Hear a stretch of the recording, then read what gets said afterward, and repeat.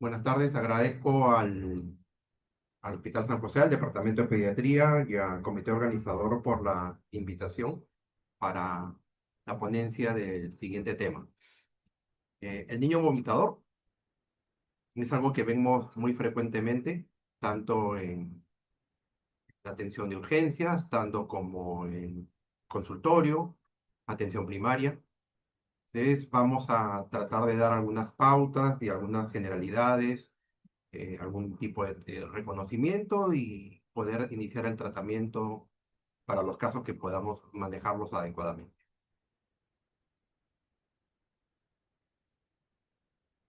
¿No pasa? Ah, perfecto. Manifiesto que no tengo ninguna relación comercial, institucional que pueda influir en el contenido de esta presentación. Bueno, dentro de las generalidades del niño vomitador, vemos que el vómito es una compleja respuesta a una gran variedad de estímulos que puede presentar el niño. Sabemos que es la expulsión forzada del contenido gástrico por la boca para poder diferenciarlo de algunas otras patologías.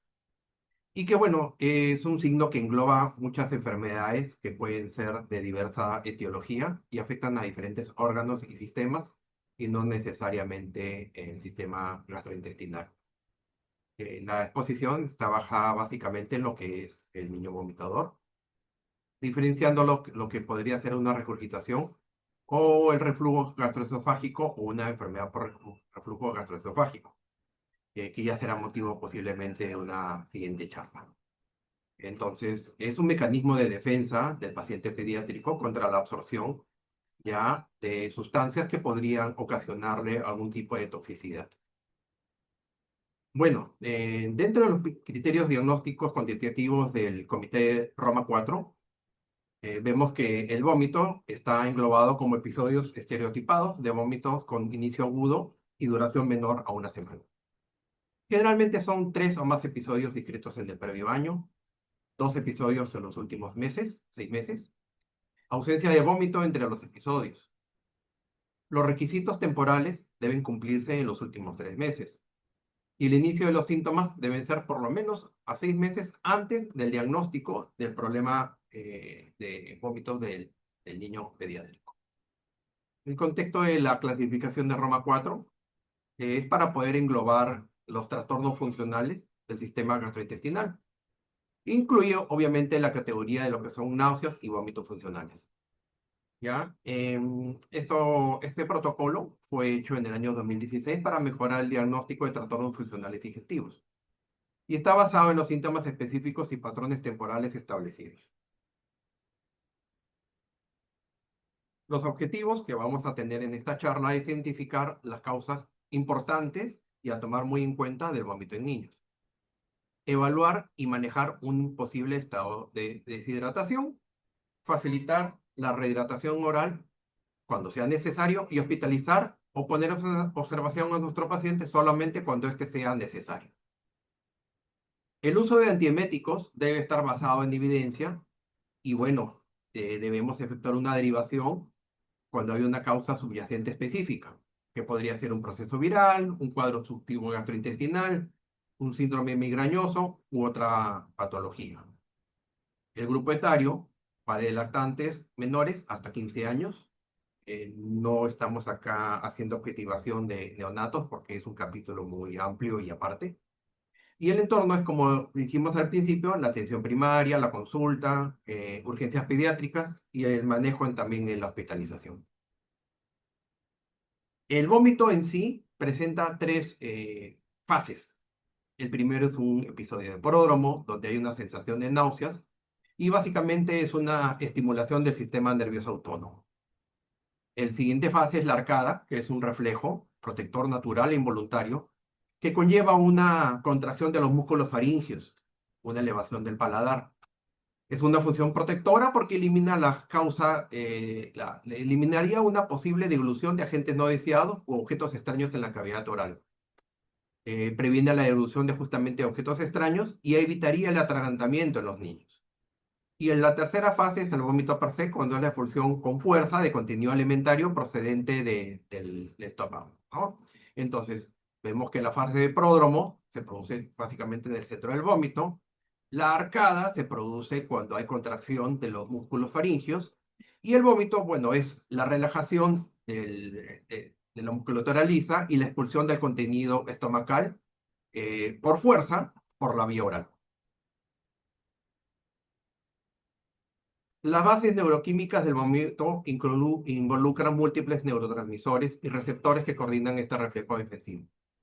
Entre los neurotransmisores principales tenemos la serotonina, la sustancia P, neurotransmisores colinérgicos, tomemos muy en cuenta lo que es el sistema colinérgico en los pequeños.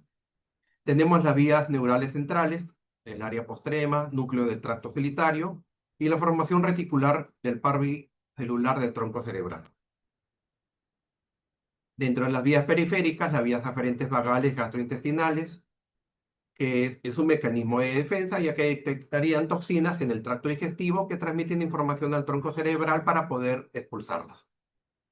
Y es una función defensiva, como le dijimos en algún momento, porque es un mecanismo de defensa contra una posible intoxicación alimentaria o la eliminación de contenidos gástricos nocivos.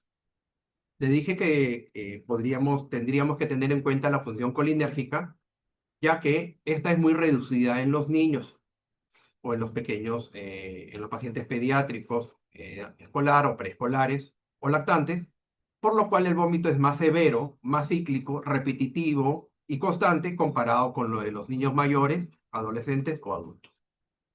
Para los que quieran tener quizás alguna referencia bibliográfica, la tenemos acá. La clasificación de la emesis por tiempo de duración. La emesis aguda, que generalmente es más la que vemos en la atención primaria, es una duración menor a 24 horas. Posteriormente tenemos una emesis prolongada con una duración más a 24 horas, pero que ya es conveniente tener una consideración diagnósticas adicionales que la vamos a objetivar mediante el examen, la historia clínica y el examen físico. Los patrones temporales, generalmente los patrones cíclicos, son 9 o menos episodios por mes con alta intensidad. Y un patrón crónico es más o menos frecuente, 36 episodios por mes, a más o menos 1 a 1,5 episodios por hora en las 24 horas del día.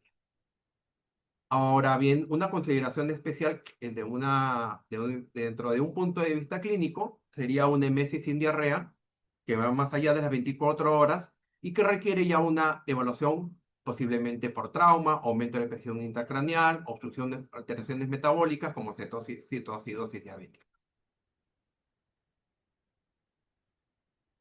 La historia clínica de nuestro pequeño paciente tiene que ser muy detallada. La frecuencia, la relación con comidas, si es que de repente sabemos que en los fines de semana los niños están en casa, salen, comen diversas cosas, pueden tener procesos de intoxicaciones alimentarias, ingesta de determinados alimentos para descartar una posible intolerancia o alergia alimentaria, si el vómito es de característica biliosa o no, si hay algún signo neurológico, antecedente de trauma, preguntar si ese niño no se ha caído, no se ha golpeado, si hay posible ingesta de alguna sustancia, de repente algún padre o algún familiar en casa es un paciente que recibe algún tipo de medicamento y posiblemente el niño en una travesura ha tenido acceso a la medicación y la ha ingerido. El examen físico tiene que ser dirigido, obviamente, funciones vitales, pero tenemos que enfocarnos en lo que es en primer lugar, el estado de hidratación. Si el niño está conectado en su entorno, los signos neurológicos, y al examen dirigido hacia la cavidad abdominal para ver si hay distensión abdominal, si el abdomen tiene signos peritoneales, si hay algún tipo de reacción o alguna zona que implique dolorabilidad, como de repente un síndrome de fociliaca derecho.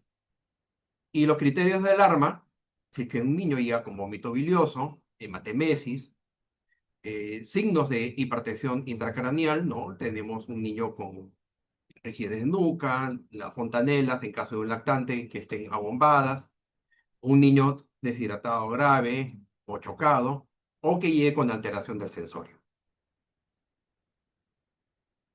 Antecedentes de enfermedades digestivas o procesos migrañosos, si este niño ha tenido antecedentes de reflujo o ha dejado de tomar su medicación, si el niño está en un estado posoperatorio mediato, si el paciente tiene algún proceso inflamatorio renal, como la acidosis renal, o la ingesta posiblemente de algún medicamento reciente. Los signos de alarma que requieren una derivación o un ingreso rápido, vómitos persistentes que imposibiliten la tolerancia oral, o sea, la rehidratación oral no es posible. Vemos que un niño tiene alteración de perfusión, hipotensión, oliguria, taquicardia, o en algunos exámenes que podamos tomarle presenta algún criterio de ira renal o prerrenal, o tiene signos de shock. Presencia de sangre o bilis en el vómito, dolor abdominal focalizado, signos peritoneales, distensión progresiva, ya quizás plantear alguna posibilidad quirúrgica, alguna alteración neurológica asociada, somnolencia, pacientes que tienen antecedentes de convulsiones o pacientes con cefalea severa. En el entorno familiar, quizás madre o familiares directos tienen cuadros migrañosos.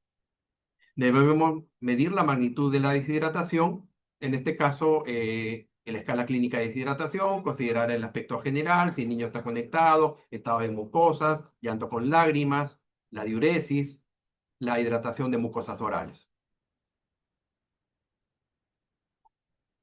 Ya pasando a lo que podríamos tomar más en cuenta y por frecuencia de los niños que nos llegan a nuestro hospital, el vómito en la gastroenteritis con diarrea. En la diarrea acuosa, lo hemos conversado varias veces, se pierden elementos alcalinos muy significativos, principalmente bicarbonato, debido al aumento de la motilidad intestinal. Esto provoca una mayor secreción de bicarbonato desde el páncreas y la mucosa intestinal. Y en el estado tendríamos una acidosis hiperclorémica por una acidificación de la sangre por pérdida de bicarbonato en la diarrea acuosa. El vómito es un mecanismo compensatorio que actuaría para poder eliminar hidrogeniones. De esta manera, poder compensar un poco la acidosis, pero si es excesivo o es masivo, ya conllevaría también a una alcalosis.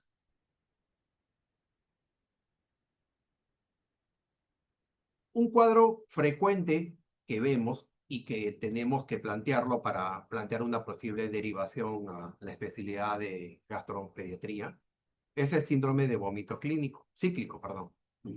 Es un trastorno infantil caracterizado por episodios de vómitos que pueden durar algunas horas hasta varios días. El patrón característico es que los vómitos ocurren en ciclos regulares. Pueden presentarle en unos pocos días, otros en semanas, incluso hasta meses. Pueden haber periodos asintomáticos con de repente etapas en que el vómito puede estar seguido y después periodos completamente asintomáticos donde el niño no presenta ninguna alteración ni ningún problema referente al vómito. Se estima que un 2% de la población pediátrica puede padecer este síndrome de vómito cíclico. La condición severa y debilitante del eje cerebro-intestino con patogénesis está poco clara y poco definida. Y sí, definitivamente hay una afectación de la calidad de vida a mediano, a largo plazo, que afectaría al niño y a su familia. El diagnóstico es difícil, no deja pistas, no es detectable por pruebas diagnósticas actuales, lo que implicaría que tiene que ser estudiado por gastropediatría. Ya pasando a lo que es la deshidratación, el objetivo solamente es dar algunos alcances para ver si hay mínima o sin deshidratación, la rehidratación oral ambulatoria es lo más aconsejable.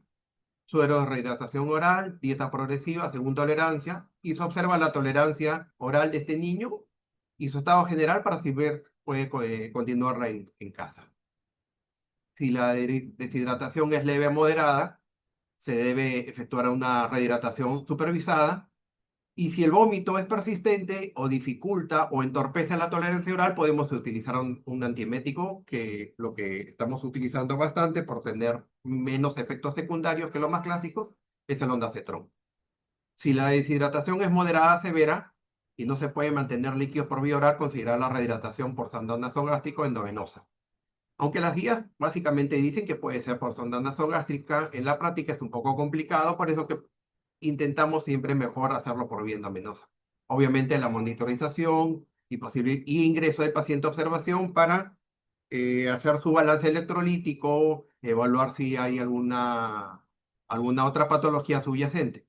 Y si el niño tiene la perfusión alterada o está chocado, bueno, el manejo es urgente con bolos de cristalóide endovenoso de 10 a 20 mililitros por kilo.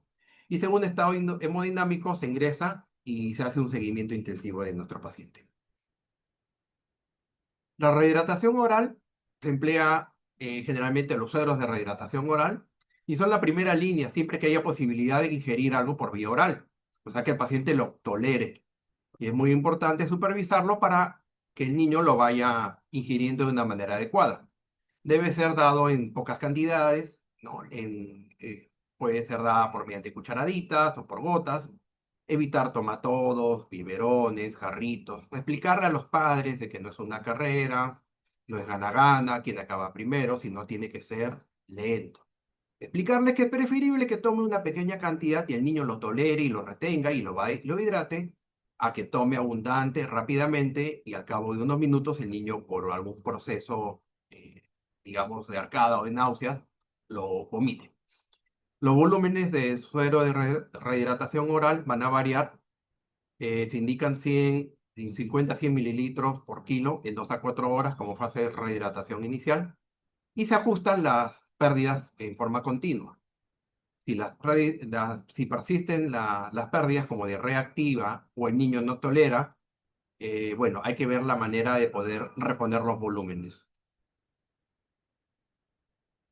En el Perú, los protocolos de rehidratación siguen los estándares internacionales, adaptados a la epidemiología y recursos locales, los que podemos tener acá. La piedra angular nuevamente son las soluciones de rehidratación oral de baja molaridad. Acá tenemos el promedio que debe tener. Se ha demostrado que las pérdidas fecales con la rehidratación oral hacen que disminuya la necesidad de una terapia intravenosa. Y también se puede corregir el riesgo de reponer rápidamente electrolitos sin que lleguemos a un trastorno como que sería el caso de la hiponatremia. En nuestro país, tanto las formulaciones electrolíticas comerciales como el cocimiento de arroz son opciones válidas. Acá, recordemos que hemos tenido epidemias o hemos tenido episodios ingratos de diarrea por cólera, episodios de diarrea acuosa, en la cual se utilizaba soluciones de rehidratación oral basadas en arroz. Es una rehidratación oral estándar, especialmente en casos de diarrea aguda y de poca duración, y que el niño sobre todo tolera en la vía oral. Han demostrado que hay eficacia y eficiencia y una reducción en la duración de la diarrea. Se puede adicionar algunos elementos como lisocimas y lactoferrina que existen en componentes comerciales a la solución de rehidratación y que ha mostrado efectos beneficiosos y adicionales a la resolución de la diarrea, disminuyendo la pérdida de líquidos. Obviamente esto no está incluido en parte del protocolo, pero está reconocido para poderlo tratar adecuadamente. Bueno, en una diarrea sin deshidratación, nuevamente no, ofrecemos estas cantidades, 50 a 100 por cada deposición líquida. En una deshidratación leve a moderada, se puede administrar un poco más de cantidades, pero ya en un tiempo medido. Si el niño no lo tolera, se puede usar la vía nasogástrica o evaluar la posibilidad de iniciar la rehidratación por vía endovenosa. Y si ya estamos frente a una deshidratación grave, la rehidratación tiene que ser por vía endovenosa, utilizando solución salina o lactato de Ringer. Si no hay acceso venoso, se puede administrar por sonda nasogástrica, pero generalmente sabemos que nuestro personal de enfermería logra siempre poder canalizar una vía endovenosa. Estas las cantidades para una deshidratación leve a moderada, el volumen recomendado. Ni bien el niño empieza a tolerar, debe continuarse con la administración de suero de rehidratación oral para poder reponer las pérdidas continuas. Y en caso de vómito, que el niño empiece nuevamente con vómito, pues se detiene un poco la rehidratación oral, se repone el líquido por vía endovenosa y se trata de reiniciar la rehidratación oral lo más pronto posible. Durante el proceso de rehidratación oral, debemos tratar de continuar con una medicación habitual en el niño, pero haciendo un poco más de referencia en alimentos cocidos, como pueden ser frutas o verduras cocidas, evitar las frutas y verduras frescas. Si estamos frente a un lactante y el niño empieza a tolerar la vía oral, la mejor manera de rehidratarlo es mediante la lactancia materna y reiniciar la alimentación complementaria en forma precoz. Debe ser a unas 4 o 6 horas después de que hemos corroborado que ya el niño tolera la vía oral, ya que esto acorta la duración del episodio de Reiko. También hemos visto que dentro de los elementos que se pierden en una diarrea acuosa es el zinc. Por eso está indicada la suplementación del zinc en caso de un niño que esté vomitando y ya tolera la vía oral y tenga un componente diarreico. La recomendación de zinc es darle 20 miligramos por kilo por día por unos 10 a 15 días para disminuir la duración y la recurrencia del episodio diarreico. Evitemos las bebidas comerciales. Evitemos estas bebidas como jugos, néctares, refrescos, bebidas gaseosas o bebidas deportivas. Algunas soluciones caseras de azúcar y sal. No hablo de suero de rehidratación a base de cocimiento de arroz, no, no me refiero a eso.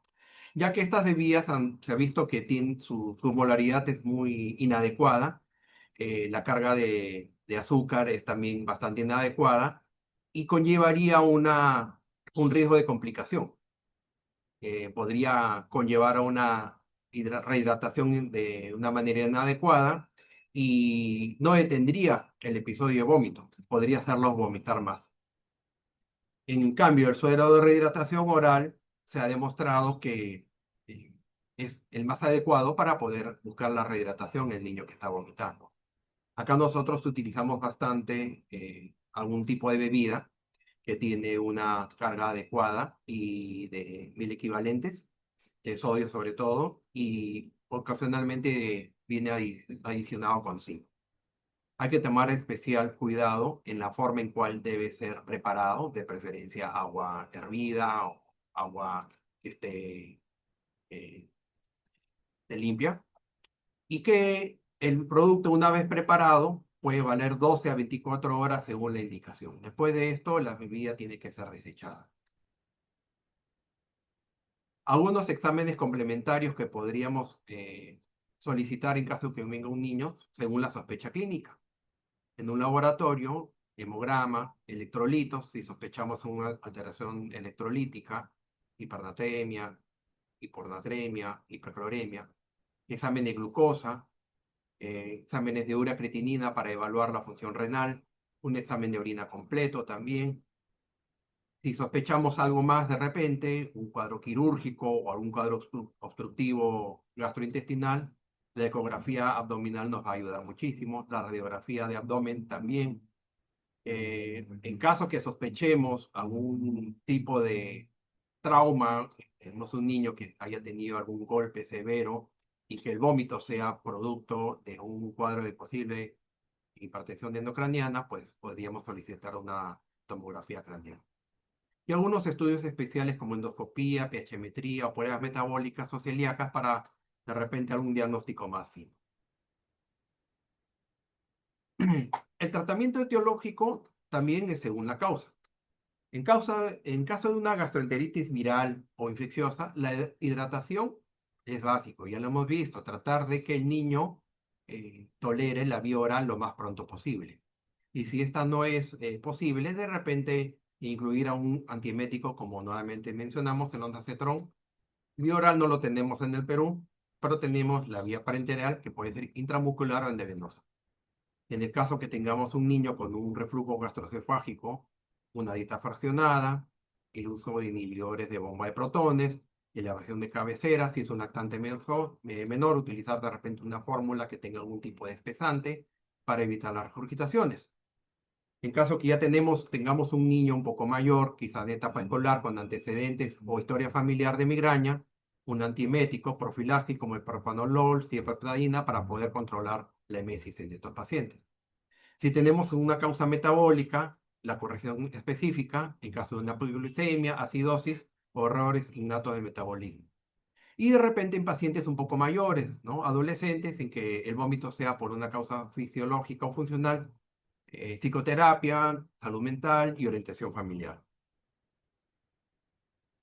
Los criterios de hospitalización.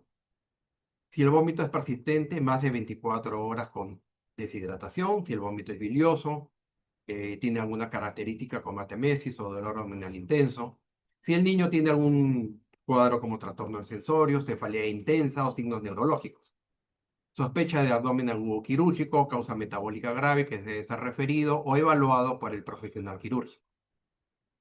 Frente a la imposibilidad también de que el niño se rehidrate, ¿no? Podemos darle de alta, lo hidratan en casa, pero siempre hacer la referencia a los padres de que si el niño empieza a vomitar nuevamente, regrese para que ya quede en observación o pase a hospitalización. Del manejo cuando la rehidratación oral fracasa, eh, hay que efectuar algunos estudios. Si el paciente presenta signo de perfusión altera 8, que está indicado el tratamiento intravenoso con cristaloides a bolos rápidos. Cuando los vómitos no son puramente agudos por gastroenteritis, hay que considerar causas específicas. Como referimos, ¿no? El síndrome de vómito cíclico y debe utilizarse las guías de Despagan, por ejemplo, para poder tratar de tener un diagnóstico precoz y derivarlo en caso que sea necesario. Si existe algún trastorno migrañoso asociado a trastornos funcionales, enfermedad metabólica o quirúrgica subyacente.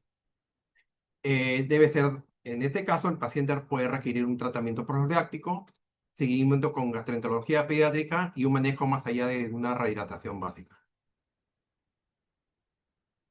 Dentro de los antieméticos en pediatría, se ha visto que el ondansetron es el antiemético mejor respaldado por niños con vómitos asociados a gastroenteritis aguda, cuando hay dificultades para que el niño pueda tolerar los líquidos orales.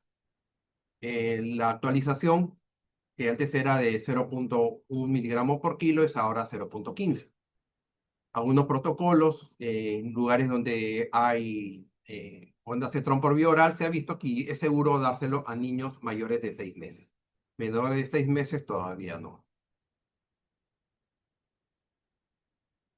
Otros antieméticos clásicos que se pueden utilizar es la metoclopramida, pero siempre con precaución, ya que esta puede tener efectos extrapiramidales o reacciones distónicas.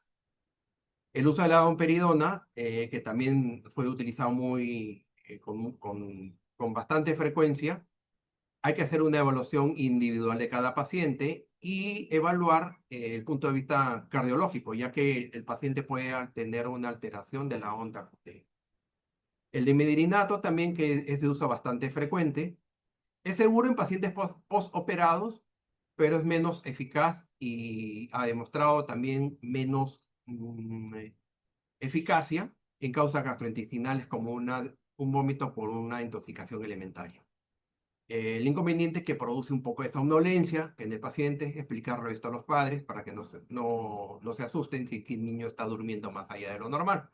Pero es preferible quizás evaluarlo, esperar que pase este periodo de somnolencia y probar la tolerancia oral con nuestro paciente en observación.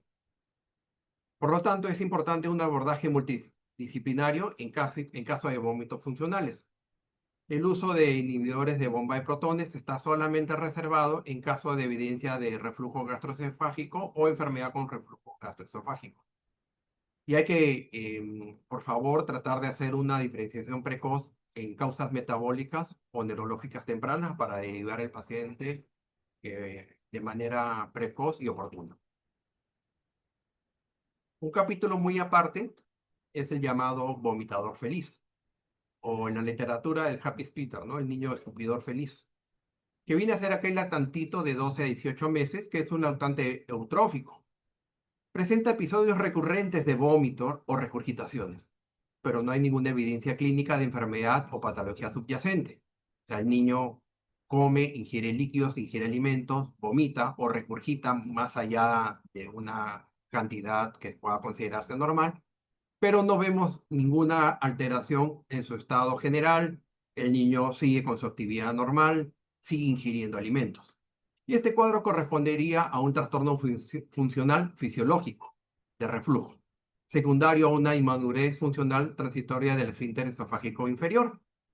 Este niño A veces tiene movimientos muy rápidos, el esfínter es todavía no del todo competente, la capacidad gástrica es un pequeño estomaguito, muchas veces estos niños no tienen, obviamente son pequeños, no tienen un discernimiento en el volumen que deben de tomar, eso conlleva a que tomen más volumen de lo que su estomaguito podría tolerar. Y como la alteración también postural, porque son niños que pueden estar en posición de cúbito por largo tiempo o por varias horas, conllevaría que el vómito sea muy frecuente. Vemos que es un niño que su desarrollo es adecuado, crecimiento y desarrollo está bien, peso, talla, buen apetito, conducta alimentaria normal, come bien, se hidrata bien, no rechaza alimentos, ausencia de signos de alarma, tales como hermatemesis, no hay diarrea, no rechazan el alimento, no hay llanto, no hay peso de apnea, no hay ninguna signología que nos podría hacer pensar en una posible aspiración, no hay irritabilidad. El cuadro no requiere ningún estudio complementario ni tratamiento, básicamente es observacional, de repente algún tipo de tratamiento higiénico-dietético, como mejorar la postura, de repente si es un lactante menor, alguna fórmula con espesante, o evitar que el niño coma demasiado volumen en cada momento de su alimentación complementaria. En realidad, el vómito en pediatría requiere una evaluación sistemática, dirigida y detallada. La historia clínica, sobre todo la fase inicial, es muy importante.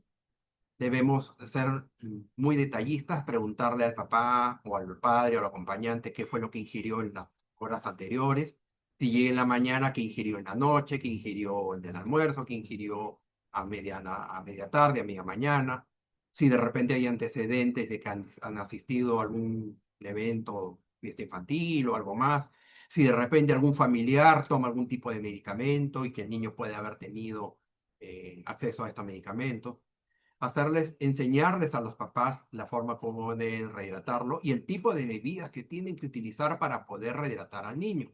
Hacerle referencia a que la rehidratación es lenta y continua y sostenida. Y descartar algunas causas quirúrgicas, biológicas y metabólicas, o incluso las psicógenas cuando tenemos quizás un paciente adolescente. Muchas gracias por vuestra atención y queda atento a cualquier pregunta que quede en el auditorio. Muchas gracias. Buenas tardes.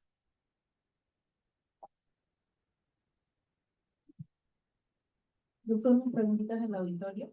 Quería consultar respecto a al sobre la hidratación oral con zinc, si usted considera que sería más beneficiosa sobre las formulaciones convencionales. Es una buena pregunta. Em, lo podríamos utilizar si estamos objetivando quizás una gastroenteritis o una intoxicación elementaria. A veces las intoxicaciones alimentarias pueden ser virales o tener un componente infeccioso y por esta razón puede acompañarse de una diarrea acuosa. En este caso sí sería lo indicativo. Tenemos un tipo de bebida que lo utilizamos bastante. Su sabor es mucho mejor que el resto de componentes, pero yo lo recomendaría cuando hay un componente de diarrea. Ahora, si lo hacemos también bajo un punto de vista de tolerancia del niño, ya que nuevamente recalco que la bebida es bastante agradable, puede utilizarse y no habría ninguna contraindicación. Y bueno, se puede suplementar. En caso de que ustedes inicien, por ejemplo, la rehidratación oral y no tengan a la mano una bebida que tenga zinc y hay un componente diarreico, pueden iniciar la rehidratación con una solución de rehidratación oral y darle zinc de una manera. Hay preparados de zinc, creo que es de 20 miligramos un jarabe de 20 miligramos por 5 cc, y la dosis sería de 10 a 20 miligramos por kilo por día, dividido en 2 a 3 tomas.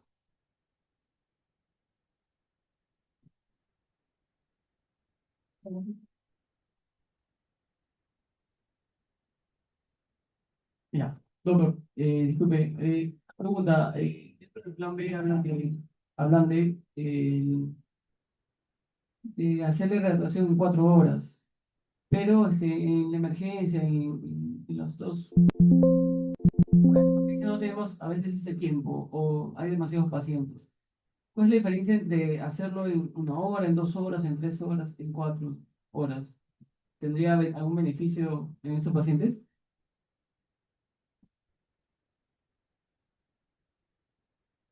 La pregunta es bastante válida. Lo que hacemos en emergencia pediátrica sabemos que tenemos un poco de limitación por, quizás por infraestructura o algo más. Los protocolos dicen 4 horas para ver que el niño esté en adecuadas condiciones de poder tolerar la vía oral. Lo que podría hacerse en este momento es hacer una hidratación más corta. Si sospechamos que la deshidratación es moderada, de leve a moderada, podríamos tomarle algunas pruebas para ver que no haya ninguna alteración electrolítica o algún problema renal. Y si al cabo de 2 a 3 horas de observación veo que el niño tolera la vía oral adecuadamente, en los exámenes iniciales que hemos tomado no hay alteración electrolítica, el flujo urinario es adecuado, el sensorio es adecuado, podríamos dar una alta precoz a este paciente e indicarle a la mamá cómo debe mantenerlo hidratado en casa, y siempre haciéndole la referencia de que retorne al centro hospitalario en caso de que el vómito se reanude o presente alguna alteración, como puede ser eh, de repente aumento de diarrea, dolor abdominal, un cuadro febril. Pero sí es bastante, perfectamente válido, podríamos de repente acortarlo al 50%, que sería 2 horas. Y sobre todo evaluando el estado general de nuestro paciente, ya que si el paciente no tolera la vía oral, ya no entraría quizás en ese criterio, ese paciente ya pasaría a observación para una dilatación endovenosa y algunos exámenes un poco más detallados. Doctor, por el chat preguntan si es que en los niños que son vomitadores eutróficos se puede utilizar las fórmulas antirreflujo. Sí, sí se podrían utilizar en las fórmulas para evitar que tienen espesantes. Estas fórmulas han demostrado su eficacia y disminuir la cantidad de vómito. Ahora, tenemos que ver también que puede ser otros componentes, ¿no? Recordemos que el vomitador feliz es aquel niño que no tiene ninguna patología subyacente. O sea, no tiene diarrea, no tiene cólicos, no tiene flatulencia.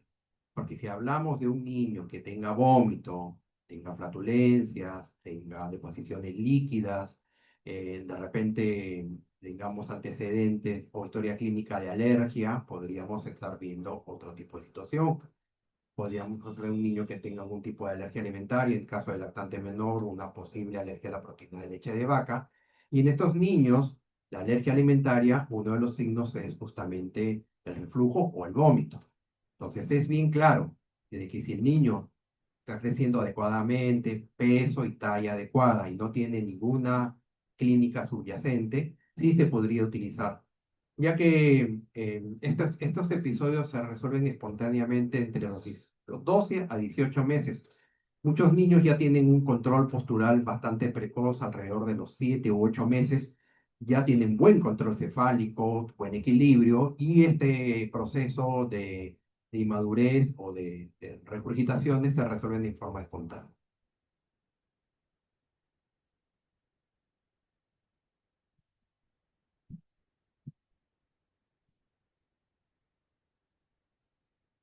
Doctor, disculpe por a través del chat preguntan, Eric, no sale el apellido, dice, los niños estreñidos que tienen sensación de vomitar, ¿cómo manejarlos?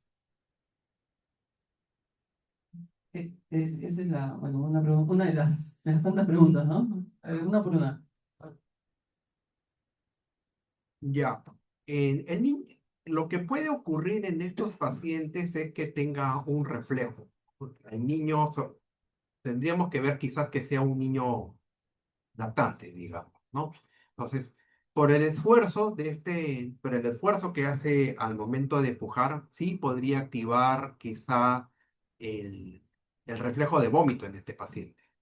Obviamente lo primero que teníamos que tratar es el episodio o la etiología de esta constipación o estreñimiento que tenga este paciente. Si hablamos de repente de un paciente ya pediátrico o preescolar, lo primero que tenemos que hacer es nuevamente ver lo que le ocasiona el estreñimiento. Generalmente los niños pequeños no son muy asiduos a tomar líquidos y por nuestra idiosincrasia también la dieta no es muy adecuada. Estos niños tienen que aprender a comer desde pequeños vegetales y ciertos elementos de fruta. Ahora que si conllevaría, a pesar del tratamiento, el niño persista con las náuseas, tendríamos que ver que no estemos frente de repente a un episodio de un reflujo gastroesofágico. Ya tendríamos que derivarlo adecuadamente. No darle medicación todavía porque es nauseoso. Hasta que solamente quede en fase de náuseas o de arcadas, no se debería medicar todavía. Primero tenemos que tratar de diferenciar la causa subyacente, que en este caso en la pregunta es el estreñimiento, pero si a pesar de eso el niño ya conlleva a vomitar, podríamos empezar con un antiemético primario, que el más seguro para iniciarlo de repente en forma ambulatoria sería el dimidelinato, pero si persiste, tendría que ser derivado para justamente poder hacer un diagnóstico diferencial con reflujo gastroesofágico o algo más.